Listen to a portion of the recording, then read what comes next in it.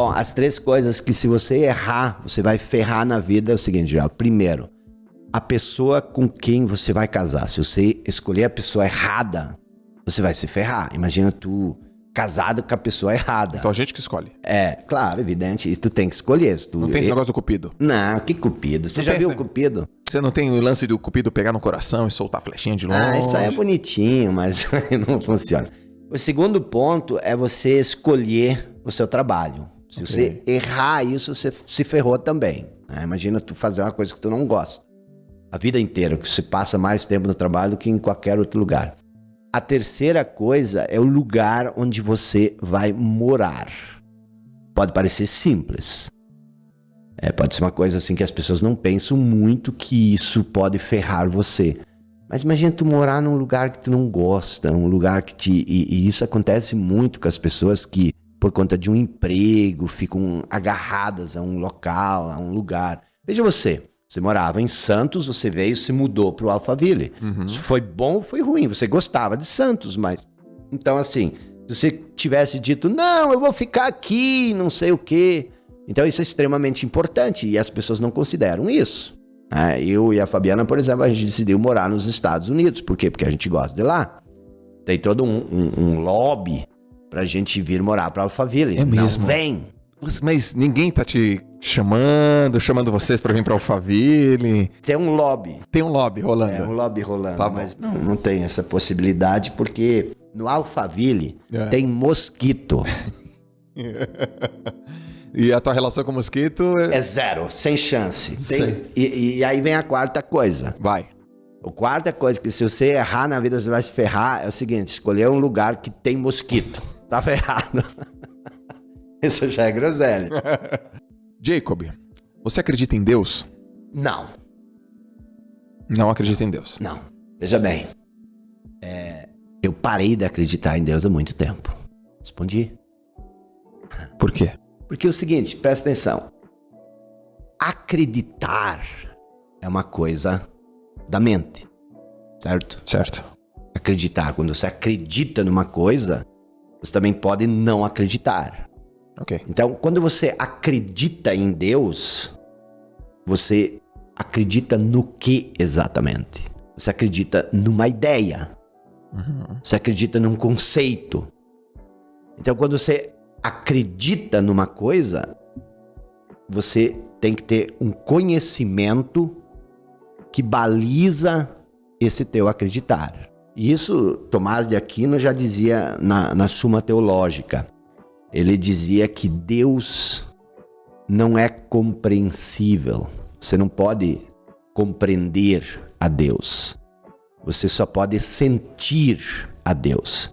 Então, eu não acredito em Deus, porque a crença em Deus nos separa de Deus. A crença em Deus, ela faz com que a gente tenha um relacionamento com uma ideia sobre Deus. Ok. E isso não nos leva a lugar nenhum. Você precisa sentir a Deus. Você precisa não acreditar, mas você precisa ter fé. E o que é a fé? A fé é ter a certeza daquilo que nós não conhecemos. Então, a minha relação com Deus não é uma relação de crença. É uma relação de experiência, de vivência. Ok. E isso, assim, se você estuda a Bíblia, isso está muito claro. Por exemplo, se você olhar para o Jardim do Éden, o que aconteceu no Jardim do Éden? O Jardim do Éden, ele não é um lugar. Nossa mente já acha que o Jardim do Éden é um lugar bonito e tudo mais. Não, o Jardim do Éden é um estado de espírito. No Jardim do Éden nada te falta, porque você é pleno, você é abundante, você tem tudo que você precisa.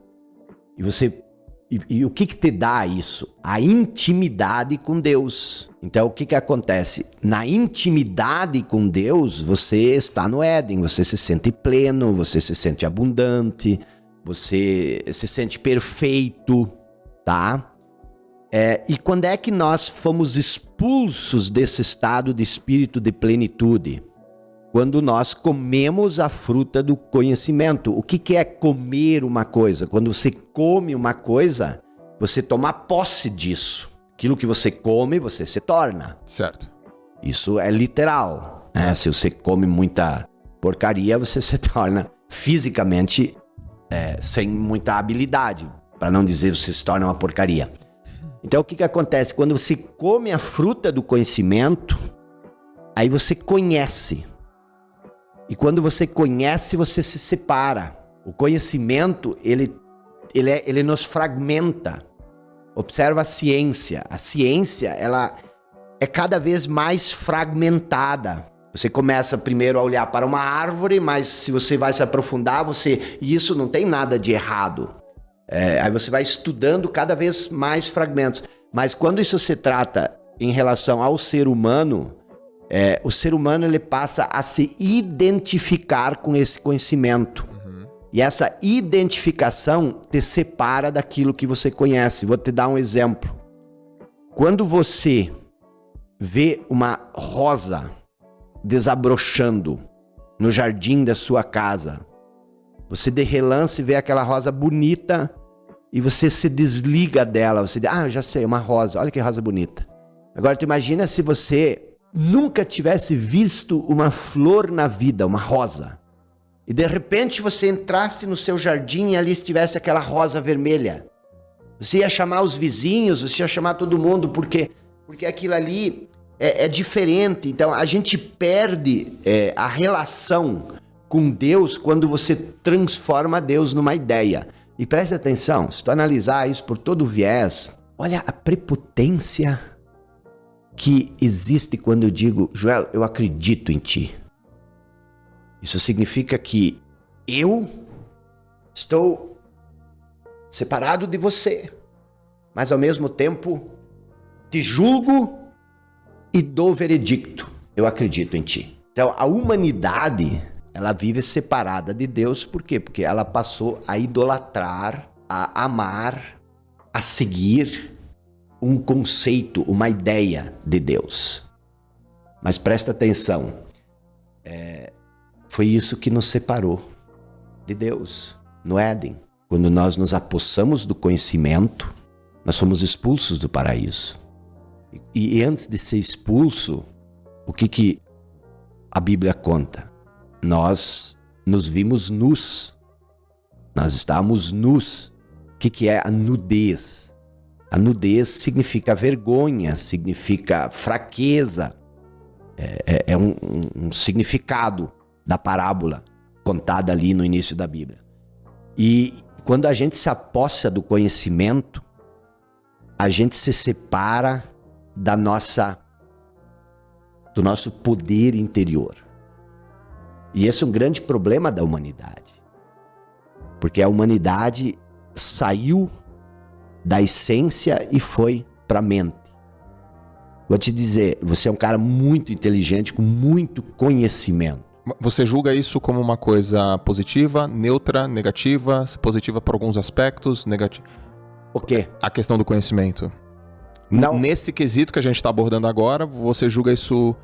Como é que você considera? Porque eu te fiz uma pergunta assim, você acredita? Você falou, não, eu tenho uma relação. Então, qual que você considera que é a melhor forma de explicar essa questão de Deus? Não é, então, acreditar. É se relacionar. E se relacionar